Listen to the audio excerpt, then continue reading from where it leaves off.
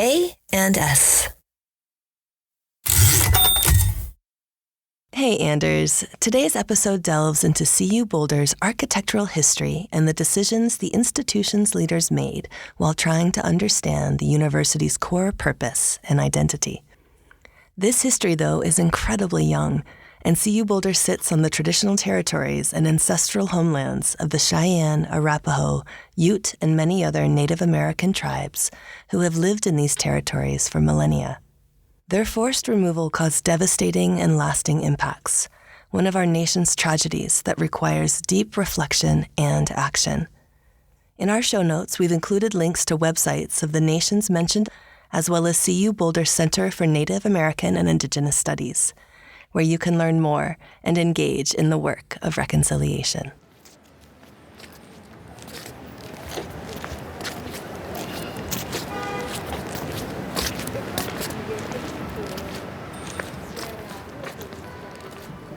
I imagine Paul Chinowsky walking through the Roman Forum, his ear against every stone, to listen for the story its latticed minerals want to share. This one, he says, this one reminds me of the moment it first heard music in its halls. How the hollow of the space filled with triumphant and mournful melodies that were both balm and baffle to the processions down the Via Sacra. These buildings, like our buildings back in Boulder, Paul says, want us to remember the stories that live in their walls, to never forget how the person listening for that final echo holds a candle for all who remember. Oh, Guggenheim. Yeah. Guggenheim. It's a funny one. Simon Guggenheim. Yep. This was our political... I can't imagine Paul Chinowsky running out of magical myths about the buildings on CU Boulder's campus. He's an architectural savant full of history, ghost stories, and critical readings of every stone laid on the campus. On today's episode, he is also our guide, taking us on an abbreviated walking tour of the quad to reflect our university's founding and the choices we made while trying to understand who we are and who we want to become. This episode is full of campus din, skateboards, chattering students, landscaping, and more. We apologize for moments his stories fade into the ambiance, but we know Paul would have it no other way. On the Ampersand, we call this bringing together of the impossible the alchemy of anding. Together, we'll hear stories of humans who imagine and create by colliding their interests. Rather than thinking of and as a simple conjunction in that conjunction-junction kind of way, we will hear stories of people who see and as a verb, a way to speak the beautiful when you intentionally let the soft animal of your body love what it loves. As St. Mary Oliver asks, what is it you plan to do with your one wild and precious life? Oh, I love this question. When I'm mothering, creating, and collaborating, it reminds me to replace a singular idea of what I think I should become with a full sensory verb about experiencing. I'm Erika Randall, and this is Paul Chinowsky on the Ampersand.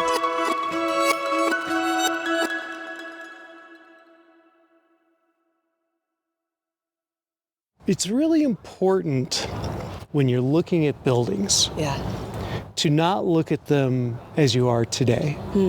Think of them as they were being built. What were the creators trying to do? What was the feeling? Right? Like, what's the world that they're building? What were they trying to create?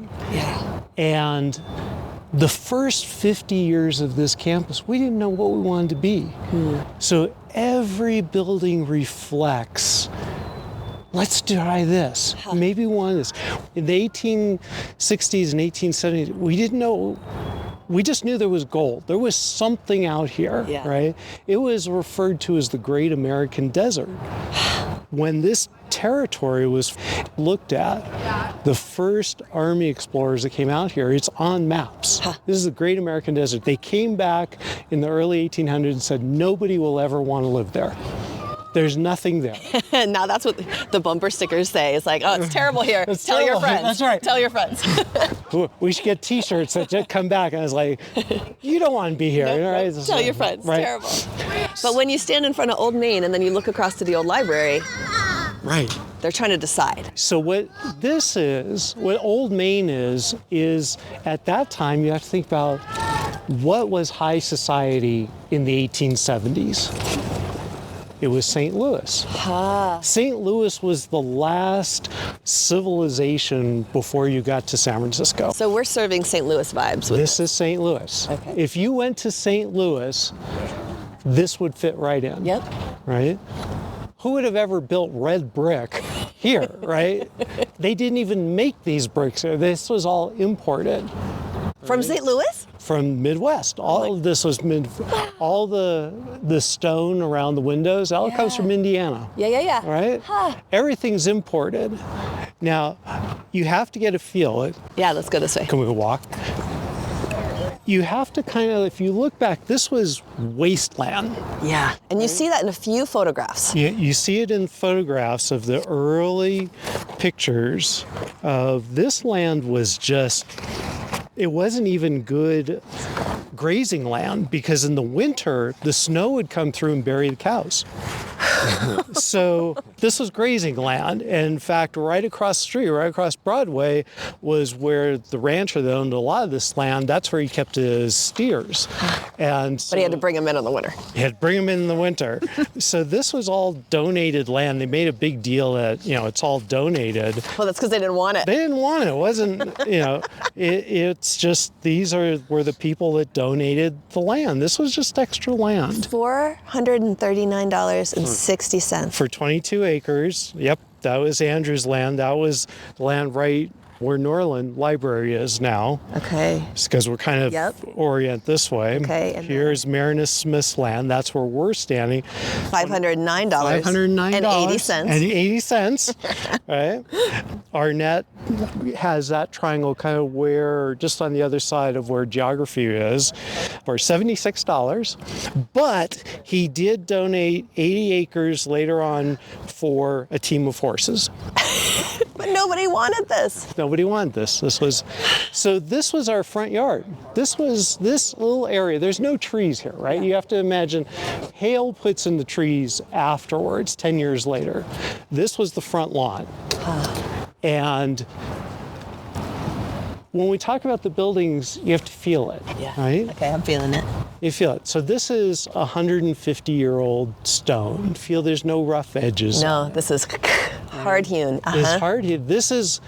Yeah, you can see all the chisel marks. They're not trying to keep this clean or sleek. No, this was rough Colorado. This was the West. This was not clean. This part is the West. This is the foundation. West. Right. Is the West, but just beyond reach. This is what we thought. This is really, if we could evolve, right? Yes. Right, vertically we could be up. that. We could be that. We could be that.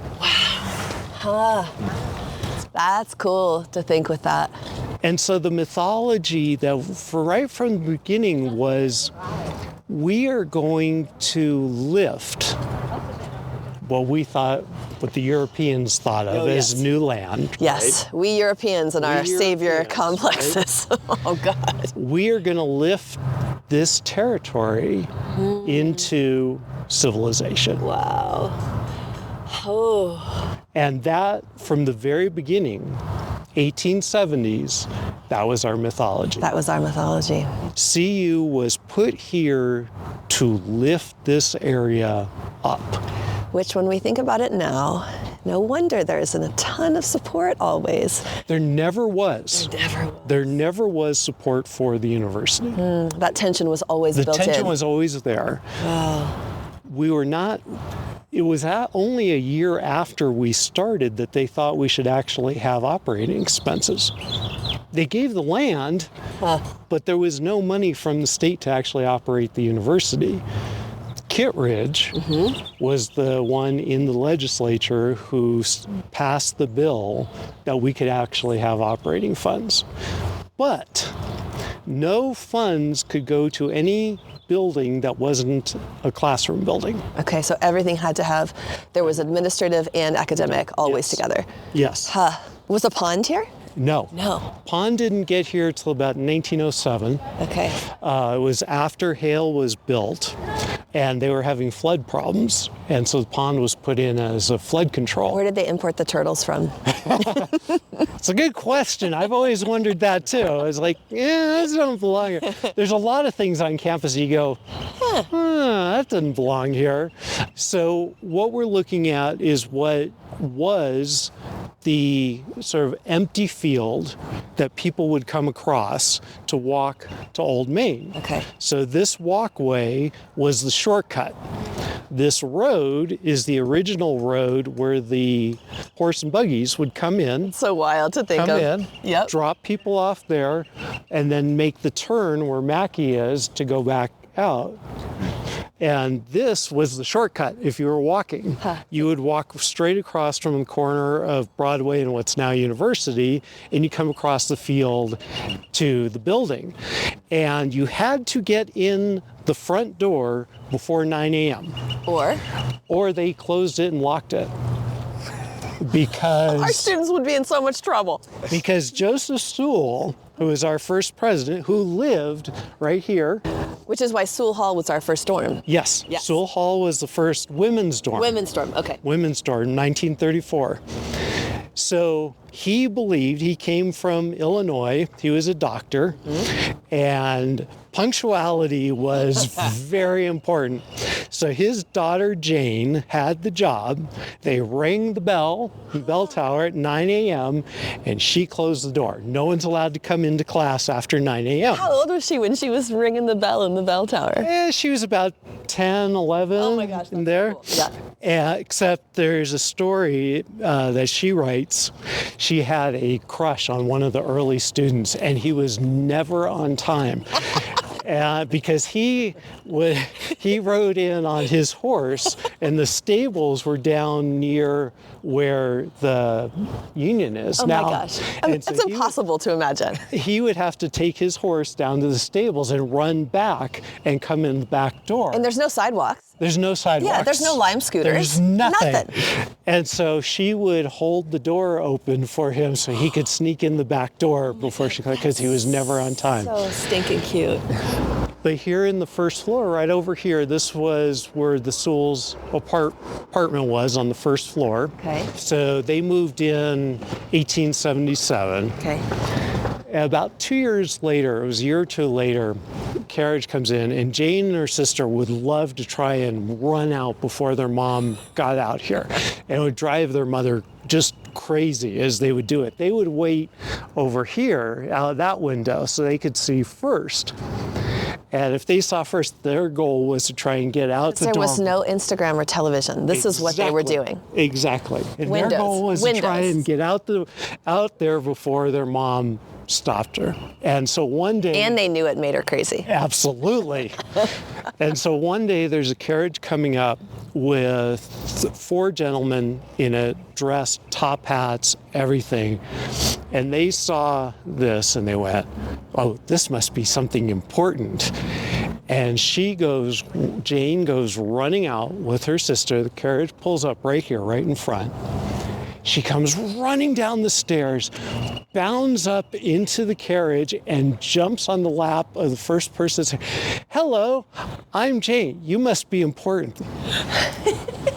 And her mom comes out and just stands there, is just mortified. Yeah. So is President Grant. He came after he got out of office. Wow. He came because his daughter-in-law lived here up in Summit County. And so he was here on his post-presidency visit, was here with the governor, coming to view the land that he had granted. So kind of the most important carriage of all time. And she's jumping on there going, hi. Oh my God, I love Jane. So, those are the kind of things that are going on at the beginning. It's like this mix of trying to be proper, but there's this Western casualness that's going on at the same time. And there's this push and pull of what are we going to be? Yeah. And what are we going to be? What are we going to be? Nobody had written the story. It was our story to write. Yeah. And there was this feeling we've got something here. And when Mary Rippon was deciding to be a professor here, she talked to one of her professors, and he said to her, "You don't want to go out there. There's one building in the middle of nowhere that it's just going to fall down." Way to go, old Maine. Right? Stay standing. That is it. Are you happy with this renovation, looking at it from here? You know, it's my only complaint I have with it is it's too clean, Yeah. right? Yeah. It's like, let's honor that this building's 150 years old. It was never intended to be that clean. Here, we can. I know we could stand in front of Old Maine for hours. Let's go this way. Let's go this way. Let's go this way. Heading out towards. We're going to go out towards Hale. Okay, out towards Hale, which I love. Hale is a great building. It's a great building. But it also talks about. It also feels really snooty. It was. Yeah. So our second president, Hale, was definitely a little more academic. Okay. And what was his area? He was also in science. He was a teacher. He was head of Denver schools, I think it was. Also a scientist. And so Hale was built really as that first foray of, maybe we want to be scientists. Like again, identity, thinking, who are we? Identity. Who are our students? And so this became the science building, the law building, math, everything that was technical. Okay, STEMmy. Moved here. STEMmy, yes. STEMmy plus law. It was STEMmy. Okay. Now, this building, you'd feel very, very comfortable if you were in Boston with this building. Which way do we go in? Which side was the front? Okay. The front was this side. It was. It was. In fact, Can we go that way? Sure, we can walk this way. This goes back to mythology, right? Because So if we're walking along where the pond is now, heading towards Broadway University, and so I'm facing north. facing north. Yeah. And right over there you see a little pillar at the top of the bridge. Yes, yes. That is the center of the original campus. There's a monument there that says, what does it tell us? It You are at tells the us- center? It tells us this is where it has the names of the donators of the land. This was where campus was founded. So it really talks about the four families that gave their land and brought it right here. So when we look at this, I've always loved this little footbridge, and I love the way that the creek bed that doesn't have water but has gorgeous wildflowers. And that I've stood there and I've looked at that little nubbin. I had no idea. That's what it is. That's the center. That is the center. Amazing. And so if you look kind of around, you go, oh yeah, this is kind of the center. And if you think about this road, the carriage is coming down, and the front lawn where the sprinklers are, right? That lawn was actually planted by Mrs. Sewell for the first graduation.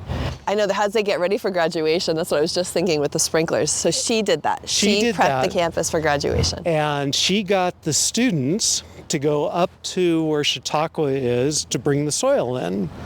Unfortunately, right after they did that, a giant storm came in and blew it all away. Oh my God. And so she got them to go do it again. Oh my God. And then? And then she had bed sheets put over it, and she said, no one is allowed, except for the groundskeeper, no one is allowed to look under these bed sheets until I say so. I love these details. And it was kept covered. It was a flower bed. It was kept covered until right before graduation, and she undid it, and there was this beautiful lawn for the first graduation. So spring is just starting to bloom, and this campus, as the trees green and the flowers come out, I mean, really, it's so gorgeous. It is. But these trees, they weren't here. None of them were here. Nobody even knew if a tree would grow here because there's nothing native here, which is why you go, the old trees that have names on them, what they did. So Hale did this. Hale really didn't like walking over the sort of mud paths and everything. He said, students, even then, we had lots of out-of-state students. He said, we need to be a little more refined here. And so he planted hundreds of trees and put all the sidewalks in and everything, but they literally didn't know what would grow. So they just planted, because it was a desert. Basically one of everything, and to see what would actually So the cottonwood, that was not. It was not, nothing was here. I mean, it was nothing. They did know that cottonwoods would grow, so they purposely planted them right near. Oh, now they're gone. I see the stump from here, it's sad. Breaks your heart. So again, we were kind of in this. Who are we? What are we? What are we? What is the story? Let's see what grows. What's the story we want to write? We don't know. Are we Midwest? Are we back east? Are we back east? I mean, this is Richardsonian architecture, Romanesque architecture. Same as Trinity Church in Boston. This was what we thought maybe we should be. 1891, this is the first major construction after Old Main. Okay. And the detailing is so different. The detailing, yes. Right. You see the arched windows, you see the spires that are almost cathedral-like. Yep, wow. Exactly. Yeah. So here it's a nod to, are we trying to be New England Ivy League, right? Are we trying to be Ivy League? Now that's a question we keep asking. The questions we ask today are no different than they were when we opened. Now, this is a very special spot. It's wild to see it like this right now. Describe what we're looking at here, Paul, because your heart just broke a little. It did. So we're looking at the front of Hale, and the Hale balcony is what was over what we expected to see. What we expected. You see the doorway there. Yeah. The Hale balcony is where brides would come for decades and have their picture taken there. This was the background, and that you stood on the Hale balcony looking out at Boulder. Yeah. And you had the trees that finally come together and this beautiful stone texture. And for decades, that was the photo. It was like the spiral staircases that used to be on Old Main that weren't original, but you had the decades of graduation photos. Right. This was the spot. The spot. Wow. This is where everyone went. And now we've got this crazy suspension situation happening. It's like, I know. There is a moment. But they're going to put this back, right? We hope. We hope. I hope. Because the stairs are gone. The stairs are gone. But this was, so when we take the combination of Old Main and Hale, here's our front yard. Yeah. This is the front to Boulder. And right about then, we realized we have a problem. We can't expand that way. Because town is that way. There's a ravine that goes down. And so we went, well, what do? Let's do that. Here we go. Around. We turn around. Yeah. And the back now became the front. When did Macky come? Because I can see, right? So Macky is So Macky is kind of a magical castle-y place. Another, what did we want to be? What did we want to be? It's a whole other world.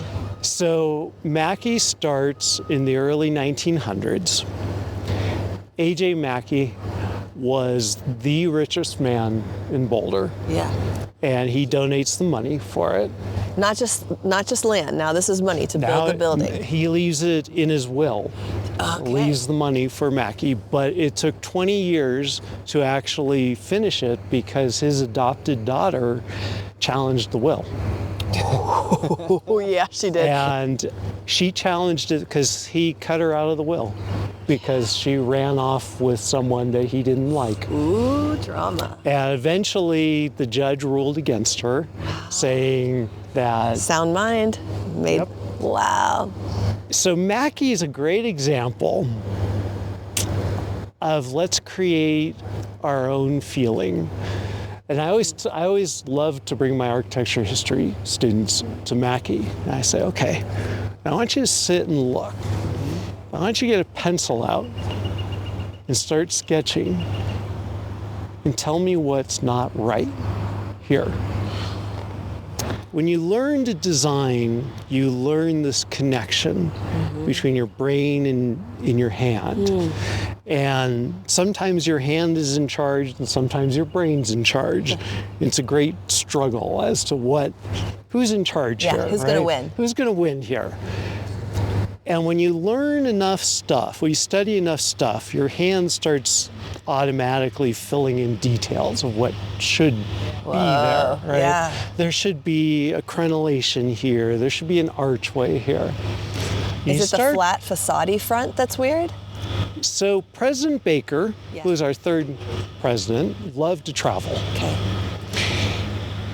The architect, so architecture is the original and profession. It is 100%, right? Theory, practice, history. It's the consummate ander. There's psychology, there's philosophy, there's art, there's science. Yes. There's a little bit of everything. Engineering. Engineering. Yep. And there's always this tension. How much input do you take from your client, right? Is this my building or is this their building, right? The eternal push and pull. Ever since Egypt, we've had this pull of whose building is this, right? Yeah. And in this case, President Baker said, I want all my favorite buildings in one. Now, that can be okay if you're like, okay, we're going to take all Italian Renaissance or we're going to take English Gothic. Oh, no. So he took the crenellations from Oxford, from the library. He took the front windows from French Gothic. He took the entryways from Italian. And he took these little tiny windows up at the top from our East Coast Ivy League. Yeah. And he said, this is what I want. This is what we're going to be. This is what we're going to be. And the architect went, okay. It's a beautiful building. It's one of a kind. It is one of a kind because you would never do that, right? It would be like if somebody said, okay, I'm going to take every dance style that's out there, we're going to put it in one All of thing. it. From, oh yeah, that would get some bad Irish step dance into point, into hip hop. Ooh, I don't want to see that. Each one's beautiful in its own. Yeah.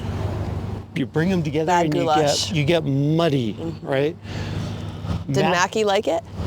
Macky was dead. He was already dead, so he just got his name. Oh, right, because my memory is that the Irie building is the only one they named for someone alive. Yeah. The first one in the 80s. Which I think is super rad, because it's a dancer who was the only one alive to see her building get named. That's right. In fact, when they did that... Was it 86? It sounds right. It sounds right. Yeah, that is correct. When they did the addition. Yep, that's when they did the addition. No female academic faculty had a building named after them. Not really? It's 1986 when Charlotte York Irie got her theater named. Yep. She was the first, before Mary. Yep. Before Lucille. Because Mary didn't get a building.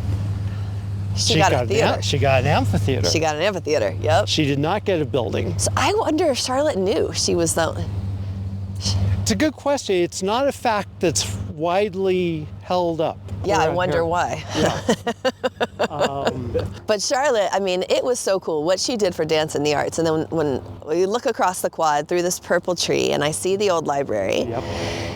It was the library for, so it's 1906, I think that's on the building, or 1904? 1904, so Buckingham Library. Okay, oh, I didn't know it was Buckingham. Buckingham. Okay. Buckingham Library. Does it say Buckingham on it? No. No, I didn't think so. He never got his name on it.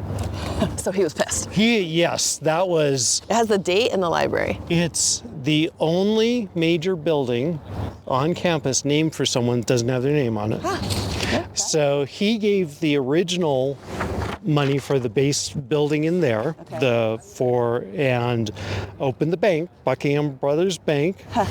And this is what it was supposed to be. It was supposed to have 2 wings on it. They never built them. They only built the center. And this is it being built. That's cool to see.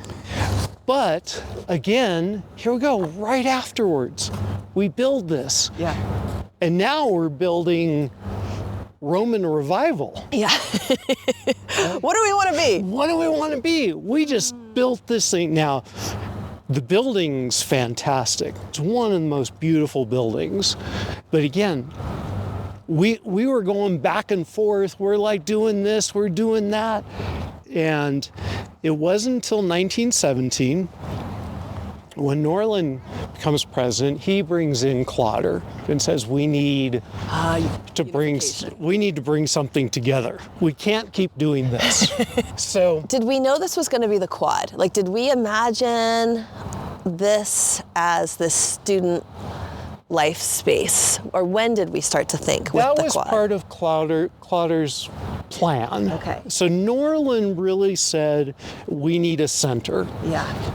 And not that moment on the bridge. Not the moment on the bridge. And we were kind of moving this way, right? Yeah. We built the library. We're kind of building this way where the science building was the old medical building. Okay.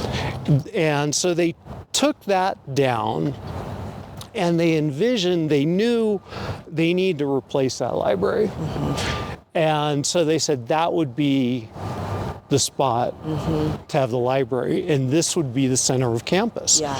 And it's amazing this was actually not a forethought, that this was an afterthought. This was the backyard. This is where Joseph Sewell's kids played. Right? This was an afterthought.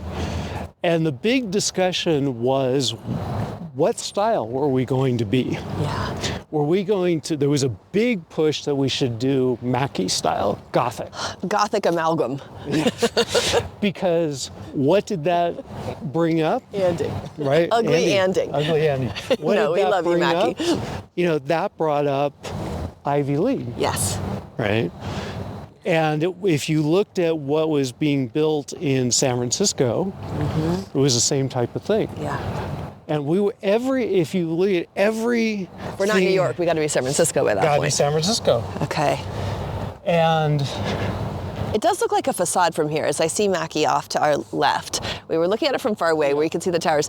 It looks fake. It does. It does look fake. Because it is, kind of. It's an illusion. It looks like an illusion. It looks like a theater set. Macky is an illusion. Yeah. You see, there's very little 3 dimension to it. Yeah, the depth isn't... That's what I was trying to articulate about what I see as weird, is it feels like a stage backdrop. It's a stage set. And that's essentially what was thought of was, we need a background, right? This is your corridor. This is intentional. Right? Yeah. It's intentional. And so it's a backdrop. It's fake. Wow. But now we need something real. Now we need an identity. We need an identity. Yeah. And Norlin, this was a Norlin thing. This was a Norlin charge. This was a Norlin thing. Norlin is the last great scholar president. I mean, truly a man who had honor. I cared. He really cared. Yeah. Was an academic through and through. He was the last president. He told the state legislature, on summer break, I go fishing. I'm not working.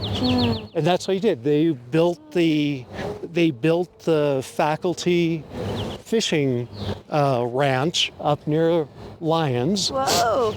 And that's where he went every summer. And he wrote. And he said, I don't work. I write. But he was a Greek scholar. Yeah. And so he spent a lot of time in Italy, in Greece, and what did he see? Interesting. Italian design. Yes. And so But who would think that with the snow? I mean, I know the tile roof can hold the snow, but who would think, let's do this Italian Greek In the middle of the In West. the middle of the West. Yeah. But it was the idealism of those thinkers and scholars because that was his area of interest that attracted him, or was it the look, the color? Both. He loved the color, Yeah. right? Yeah, The yeah. stone. And when Clotter brought him stone from up near Chautauqua and Lyons, He Right. brought local stone. he brought local stone, and that was, we say we could bring the red tile, right? Yep. That color, it's Italian. We bring the look, right? Yep. Which is Italian, but we'll use our stone, which makes it We're going to end with the West. right. Yeah. And see, if you what makes it special, We got to touch it again. you gotta touch it. Yeah. You can't love buildings without touching them and feeling them, and the three-dimensionality of it, Yeah. and the shadows. Yeah. And what's great is every building, you can close your eyes and you can touch the stone and you can tell how old that building is. How old is this building telling us? This building's telling us it's probably 20 years old, maybe 30 at the most. And how do you know that? So if you rub your hand against the front, there's no rough, sharp edges. So they've tools been have worn, changed. they've worn away. Okay. But there's still sharp edges at the top on the edges. Huh. So there's been enough exposure that it begins to wear away, but it hasn't begun to sort of make those curves. So that's what you need for Old Main is that you need more wind and weather to wear it back to itself. Yes. Yeah. So Norland saw this and he said that's the feel that I want.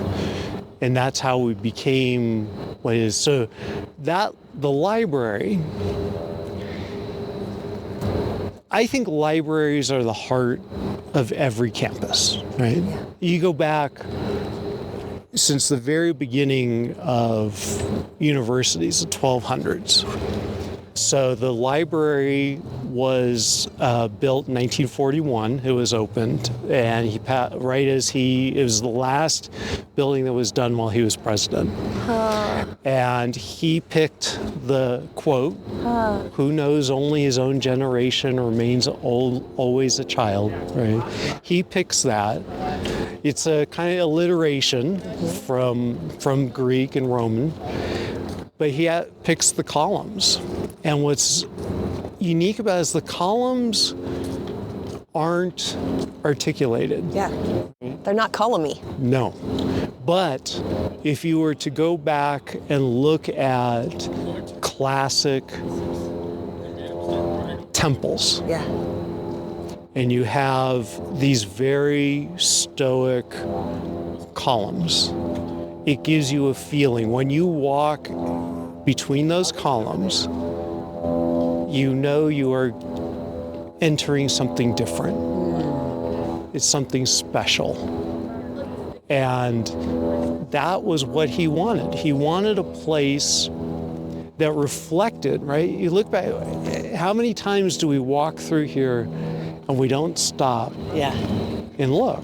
It's cool that the library looks. It looks, Yeah. right? It looks on this and And it looks on those on those. And it says everything that is special to the west. is here, Yeah. right? And what's interesting, so we're now at early 1940s. Yeah. The university is now making a name for itself in science. Okay. It's finding its identity. It's finding its identity. And World War II comes, and this campus is transformed essentially into a military base. It is the largest naval training center in the West. And the Japanese language school is moved here from California because of the rules about internment. And so we have the largest Japanese language school for the military in the country here. There's 4,000 naval officers here on campus. 4,000. 4,000. We have our own airstrip where we're teaching flying, naval aviation. Did you know all this? Hale is teaching people radio communications. So the east end, this side of Hale, has no metal screws or bolts in it, so that they could do radio experiments in there. My face right now. I love that. This campus is essentially turned into a military camp. Have you written all this down? Have you written this book, Paul? No, Come on, my friend. And so most of the female students are moved into town. They're living with families because they have to use all the dorms for these naval officers. The old gym becomes the mess hall. And is that Carlson? Carlson. Carlson is the mess hall. And the grass area right in front of Sewell, that's their training ground. They come out, that's where they muster. And President Stearns disappears. No one knows where he is. He's gone. He gets up and he leaves. Right in the middle of this. What happened? What they weren't allowed to tell you, he goes to the South Pacific. His specialty is essentially, today we'd call it logistics. Okay. And he essentially runs naval logistics operations for over a year in the South Pacific. Top classified. Nobody here knows. They just know he's gone. Who was in charge? It was kind of a mix. The provost, the deans. I mean, nobody knew how long he was going to be gone. He just disappears. Wow. And comes back after the war is over. Yeah. And he's awarded. He's a hero. He's awarded the highest civilian honor in this country. And no one knew what he was off doing. Nobody knew what he was off doing. Wow. They had special rules that you could graduate in 3 semesters. You came here. I mean, this was all in. All in support of the effort. Wow. War ends, and in one of the greatest, I'm not sure the word I want to use there, changes of let's create a mythology happens right here on this campus that campuses to this day look at this. In 1946, the marketers say, we've got thousands and thousands of GIs coming back on GI Bill and are going to go to school. How do we attract them to Colorado? We said, what is it that they need to get away from? Yeah. They've all gone through this trauma, cities, they need to come out west for quiet and relaxation. Everything about the military is stripped out. Is this when we became a party school? We became essentially, all right, so this is what said party in 1947? Big band, Glenn Miller. Glenn Miller, party school. Boom, that's what it was. Everything became posters about skiing, the Flatirons. Party school. Party school. And thousands, we created where married student housing is. Yeah. Vetsville. Thousands of little homes. We had graduation ceremonies for the wives of the soldiers about how they've become. And from that point on, CU was about the West and skiing. Come here. That's when we became the foothills, the Front Range. We did. So we have, but what's interesting in this place is all of a sudden we have this tension between what is scholarship, what is a university? What is college life? What is this? Yeah. Because the 1950s come and the national labs start moving here, and CU becomes known for physics. And we start recruiting all these big physics names. So Oppenheimer's brother comes here, Walter Orr Roberts. He's the one who essentially creates this science fact. So Gamow comes, all these people. We become the physics location west of Chicago. Wow. But at the same time, we're like, hey, come here. and ski. Yes. Come have a family. And then at the same time, you've got this whole movement of CU is accused of communism, and the FBI investigations start. It is a time of radical change and discovery, and what's the story we're going to tell ourselves? And what stories are we not going to tell? What are we not going to tell? And it goes on, I would say, till this day. Yeah. All right. What is it?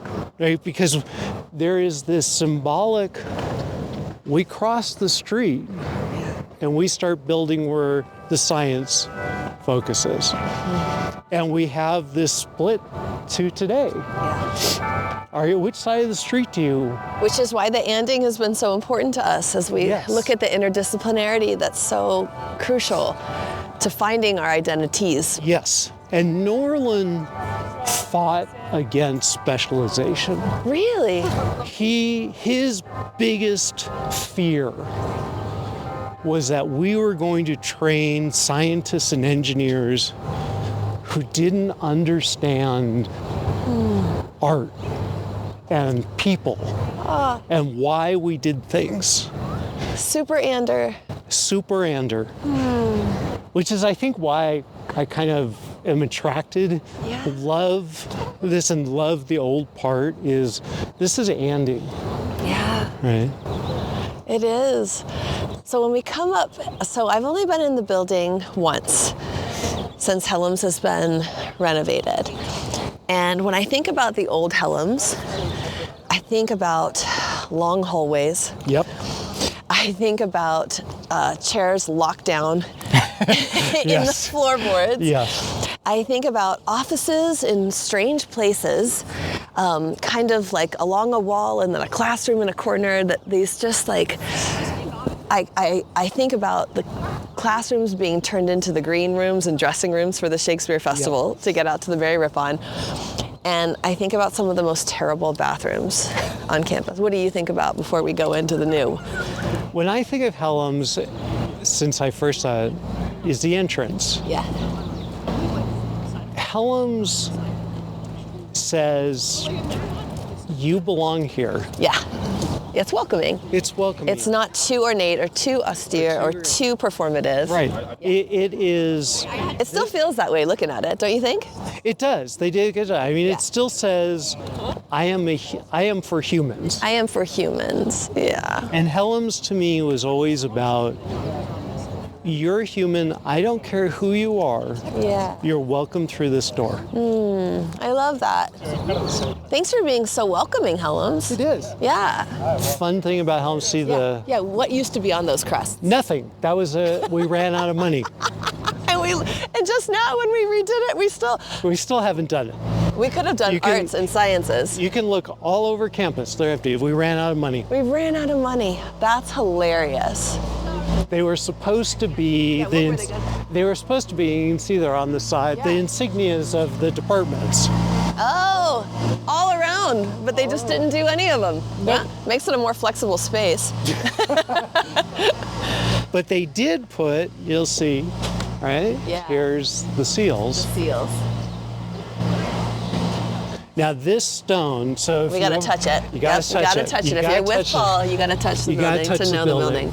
So this is Clodder's original idea, right? Imported white stone from Indiana. Okay. Here's our stone from up near Lyons.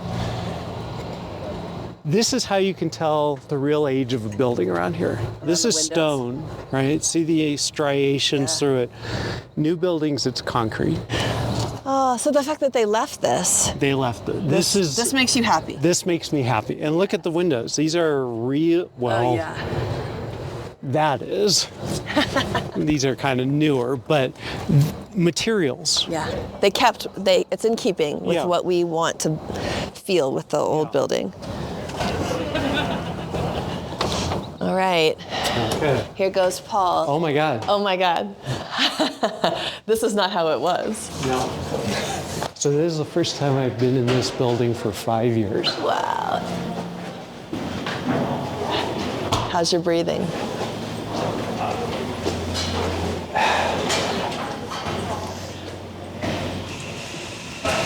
You know, it's a modern classroom building. It fills what we need now. Are you teary? Yeah. Your breath is kind of caught in your chest. You know, there's my concern when we do this, and let me say, I've taught for over 30 years. I understand why. Yeah. My heart from design is when we do this, we lose our past. Yeah. And if we lose our past, we can't honor it. Or confront it. And there's so many things here, questions of why did we abandon our past? You know, are we that afraid that people don't want us, that we have to constantly change to be what other people think they want? And I don't think CU's ever gotten past it. It's always been the person, I always view CU as the kid on the bench at recess, trying to figure out which group do I want to go try and be a part of. Yeah. But I'm not sure I want to be a part of any group because I'm here by myself on the bench, and that they should come to me for 150 years. That doesn't feel old to you? Doesn't feel old. Yeah. That feeling is important because that's what makes you attached to something. When it's too sterile, you don't remember. But everyone remembers seeing pictures of their grandparents out on Hale balcony that are from here. But you're not someone who's averse to change. We were joking about you threw out your closet with your girls, and now you're serving GQ. You're not afraid of change. No. In fact, I absolutely 100% believe that every 7 years you stop, you look at what you're doing, and you go, do I want to keep doing this or do I want to do something different? Yeah. The worst thing in the world to me is someone who conforms. Yeah. Right? Because every person is their own combination, and you got to live that. So it's not about not changing. It's don't forget where you've been, or you're going to make the same mistakes. So where do you think you can smell the old building in here? Like when you look at the hallways, when we go to look at the amphitheater, when we look at the outside, where does it hold the history, and then where does it start to create a new imagination of the future? So when I look down the hallways. Hallways to me are pathways between the present and the past. Should we go through the arts and sciences door? Yeah. Let's go through the Ampersand. Through the Ampersand. You've got to go through the Ampersand. Let's do it. Ironically, we're right at history. I know, right at history. That's what I got to say. I wanted to be a history major so bad. How were you not? Because I also loved to draw. Yeah. And that, it was an right? But nobody was doing You had to pick a discipline that did that. And I said, well, architecture, I get to do a little bit of everything. So I walked down this hallway, and I love what we've created, Yeah. these big open hallways with the doors, this says Yeah. we're here, we're doing something. Yeah, and we're here for you, students. But at the same time, the long hallway, and you listen to the footprint, the steps, and you go, I'm walking the same hallway that has been walked for almost 100 years.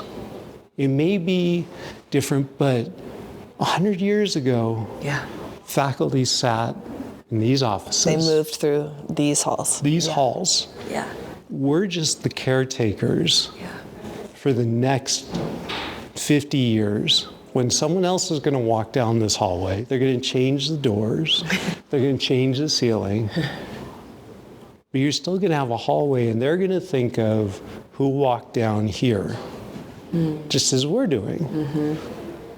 And so it's a connection, the and of the tradition with the unknown of what comes next.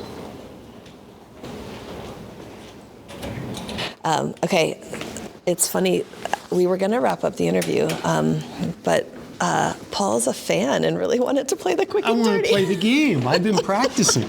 We were thinking, this is our first roving interview, and it's been so dreamy that we were like, oh, we'll do a totally different form. And I was like, hey, producer Tim, should we play quick and dirty? And Paul's like, yeah, I'm ready. Okay, right. So you don't have to be dirty, but you do have to be quick. Have to be quick. Okay. But this I also have to tell our listeners, Paul is one of the primary reasons why I am in leadership and service. And so my first question for you on the quick and dirty is, you've got to say and. Okay. And you can put and in like, what makes you a great leader, understanding, or a litany of things. I want to hear from you, what makes you a great leader? Or what makes one? What makes one a great leader? The first thing, you got to listen to people. Mm-hmm. And you can't be afraid. Not everyone's going to love what you do, but if you believe in it, you got to stand up there and listen. Sit down with everybody. Mm-hmm. That's the only way that people will do things. You sit down and just talk to them. Yeah, build those relationships. Build humans to humans. I love it. Okay, we've been talking a lot about the history of this place, and you talked about the mess hall in Old Main. Carlson. In Carlson. It was in Carlson, right. Okay, so if you were to imagine what a meal would have been like, what would have been prepared? Like, would it have been like on dinner plates? Or would it have been in like I want you to like go back to the Carlson mess hall. Set the table. What's there? Go. So aluminum trays, because they're quick and easy to get rid of, deal with. Something I could make for thousands of people, potatoes. Yes. Right? I'm going to make potatoes. They're easy to get here. Chicken. Chicken. There were chickens. There were chickens. Everywhere. I could have them everywhere. I could put them in a building. They're not going to die from the snow. So I'm going to serve everyone chicken, potatoes, and I'm going to think of what can I get around here that's easy, that's a vegetable. I'm probably putting like carrots or something like that, and that's it, and you're out. And then you're out. You're out. Quick turn and burn. Quick turn and burn. You're in, you got about 30 minutes, then I'm bringing the next group in, get out. And don't forget to clean your tray because the next group's going to need them. Oh my gosh, I love that. Okay, when you go through your favorite buildings, if you're going to take us on a tour where you get to pick, these are the most special places. The two places that I always went, and even if I had just a few minutes that I was going to go, McKenna. Architecturally, it's the perfect building. To be there and to think about what it was like to get an invitation to come to an event there and sit outside and look and just be completely immersed. That's one. Okay. The second is really the library. Walking into the library, it makes you feel like you're a scholar. But at the same time, everyone in there is the same. And I love places that humanize people and democratize people. So anyone can be a scholar. Anyone can be a scholar. You walk in that door, and you walked in because you were interested in finding out something new. You were curious. I love that. Okay, one more. Or can I do the last one? Or is there one more question? I get two more. Okay. Okay. When you are designing, when you're drawing, what are the things that you have to have in order to be your, like, you talked about how the brain and the hand are not always working together. Sometimes one's winning. What is it that you need to connect your brain and your hand? Music. Music. So tell me, what list of music? Go.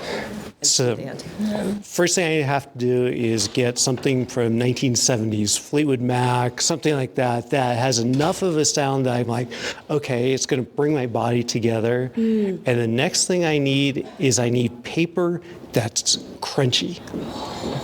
You know, I need tracing paper. That if you crumple up and throw it away, it's dramatic. That's right. It's like I'm doing something, I don't want that. I'm going to start again. I don't want clean desk, and I want lots of pencils around me that if I don't like this one, I can pick up another one. If I don't like anyone, I can just toss it across. Just blame the material if you're stupid in that moment. My students used to hate me. I used to take the little whiteboard markers, and I don't like this one, and I just chuck it across the room and say, let's try a different one.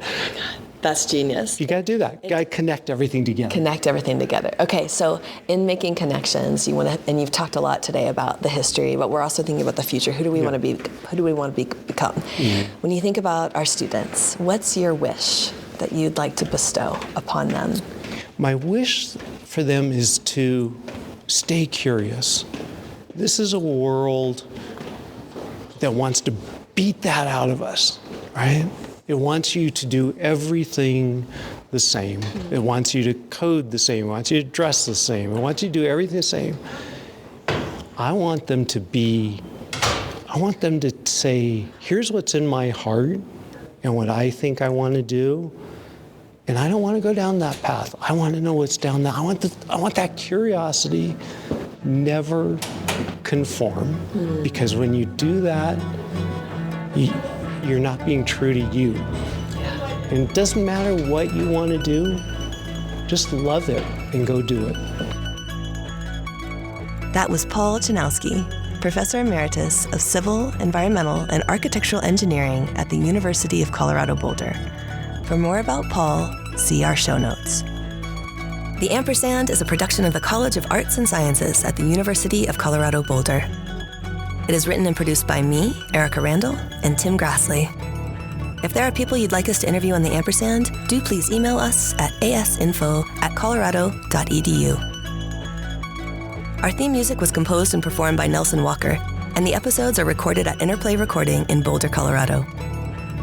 I'm Erika Randall, and this is the Ampersand.